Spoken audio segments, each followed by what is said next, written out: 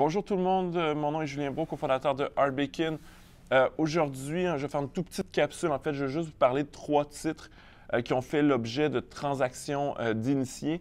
Pour ceux qui ne savent pas c'est quoi une transaction d'initié, concrètement, c'est quand quelqu'un qui est généralement à l'intérieur de l'entreprise fait une transaction. Donc, le critère, ça peut être quelqu'un qui a 10 ou plus des actions d'entreprise ou quelqu'un qui est cadre, donc qui est VP Finance, PDG, ainsi de suite, fait une transaction et ils sont obligés de filer, donc de rapporter au régulateur le fait qu'ils ont fait ces transactions-là.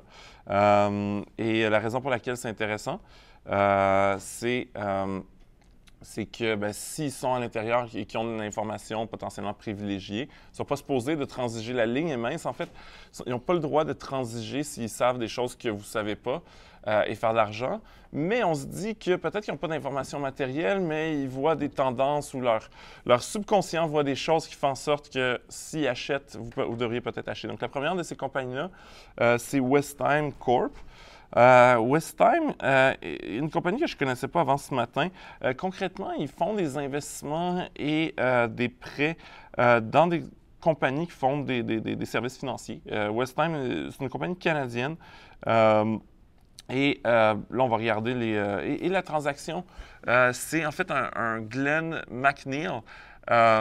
Qui est le Chief Financial Officer, donc le VP Finance.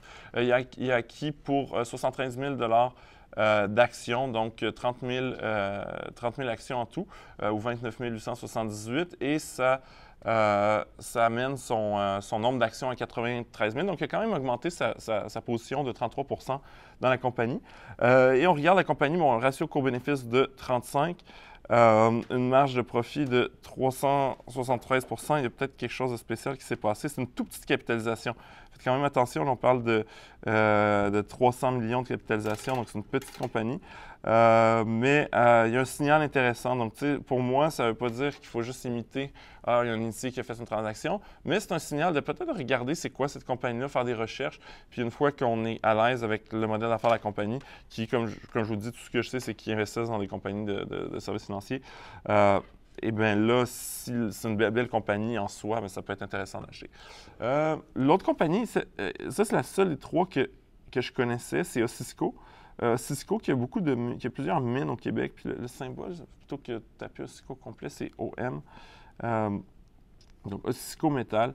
Donc Osisko, c'est une compagnie minière, il extrait principalement du zinc. Au Canada, ils ont des mines, c'est ça, au Québec également. Là, on n'a pas beaucoup de données sur cette compagnie-là, qui était aussi une petite capitalisation boursière. Donc, étonnamment, si on regarde au niveau de nos données, on n'en a pas. Donc, ratio court-bénéfice, il n'y en a pas. Peut-être que la compagnie perd de l'argent, pas de distribution, pas de marge de profit. Donc, c'est une compagnie qui perd de l'argent. Il faut toujours se méfier des compagnies qui perdent de l'argent. Mais il y a un insider qui est le Executive Chairman of the Board, donc le président du conseil d'administration, Robert Wares, qui a acheté 170 000 actions à 51 cents. Donc, ça porte sa participation en actions à 17 329 118 actions. Donc, c'est quand même pas une grosse transaction pour lui, pour être honnête. C'est peu significatif. Donc, mais ça peut vouloir dire quelque chose. Donc, peut-être regarder est-ce que la compagnie va renouer avec la profitabilité. Qui sait?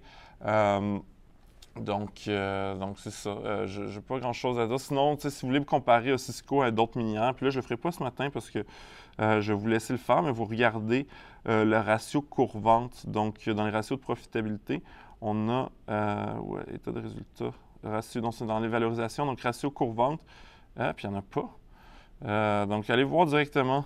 Là,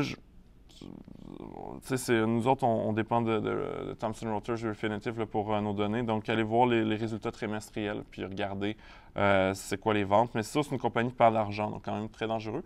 La troisième compagnie, une compagnie que je ne connaissais pas, s'appelle Tourmaline. Est-ce que je vais l'appeler Tourmaline Oil Corp? Donc, une autre compagnie canadienne.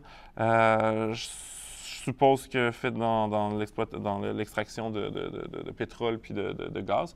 La transaction qu'il y a eu, c'est le Chief Financial Officer, donc le VP Finance, Glenn McNeil. Il a investi. Non, ça, c'est Glenn McNeil, c'était West Times. Tourmaline, c'est encore une fois, c'est le PDG cette fois-ci. Mike Rose qui a acheté pour 25 000 d'actions à 11,89 $. Donc, 25 000 shares à 11,89 $, ça fait quand même un beau montant, ça fait 300 000. Et ça porte sa position à 10 millions un peu plus que 10 500 000 actions. Donc, c'est un signal positif. Il y a un ratio court-bénéfice quand même très bas, donc on ne paye pas cher pour la compagnie.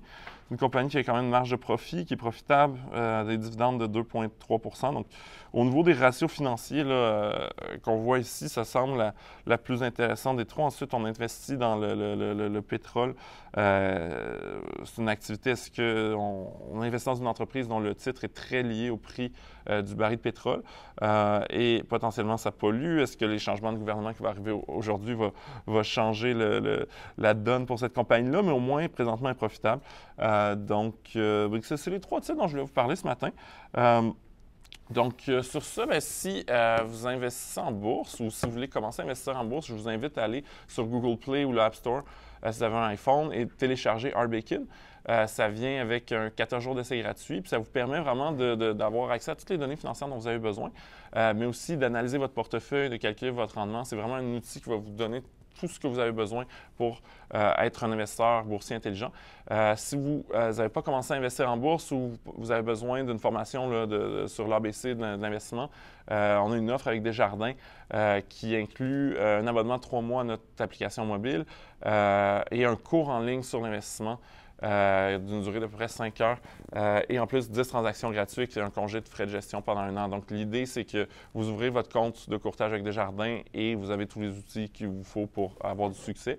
Et là, vous pouvez la trouver dans les liens à côté de la vidéo ou sinon sur rbacon.ca/Desjardins. Donc, sur ce, je vous souhaite une bonne journée.